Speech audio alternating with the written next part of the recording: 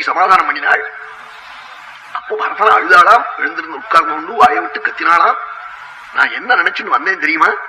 அவன் இங்கிருந்து பட்டு பீதாம்பரம் புத்தாகாரம் எல்லாம் அனுப்பித்த பொழுது அபிஷேட்சதிராமன்னோ ராஜாயஜ்ஞன்னுயட்சதே இஜ்ஜகம் கிருத சங்கல்பா கிருஷ்ணோ யாத்ராமயாசிடம்.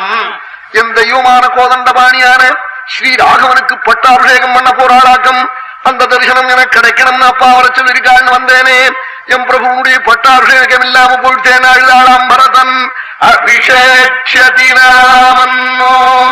எத்தனை நல்ல எண்ணத்தோட பரதன் அவன் ராமாபிஷேகமாக்கம் அந்த பெரிய மகாதரிசனம் எனக்கு கிடைக்கணும்னு கூப்பிட்டுருக்கான்னு நினைச்சேங்கிறார். இந்த பரதன் இல்லாம இருக்கிற போது பட்டாபிஷேகம் பண்ணணும்னு கழவர் சொல்றார் ராமனிடத்துல. அவன் பரதன் இருந்தா பட்டாபிஷேகம் ஆயிருக்கும் அப்பவே. அபிஷேட்சதிராமன்னோ ராஜாயஜ்ஞன்னுயட்சதே. அல்லது மகாராஜாவான பிதா யாகம் பண்ண போரானாக்கம். அப்பொழுது குழந்தைகள் எல்லாம் சில ஹோமங்களுக்கு கூட இருக்கணும். பிறகு ராமசுப்பிரமணிய ஆஹ்வானம் பண்ணுவாள் சாமகாள்.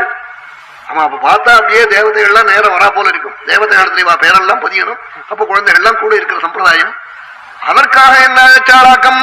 அப்பா பண்ற யாகத்துல நாங்கள்லாம் கூட இருக்கணும்னு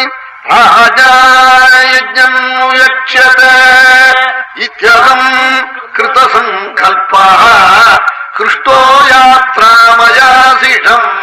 இப்படி சந்தோஷமா வந்தேனே என்னாலாம்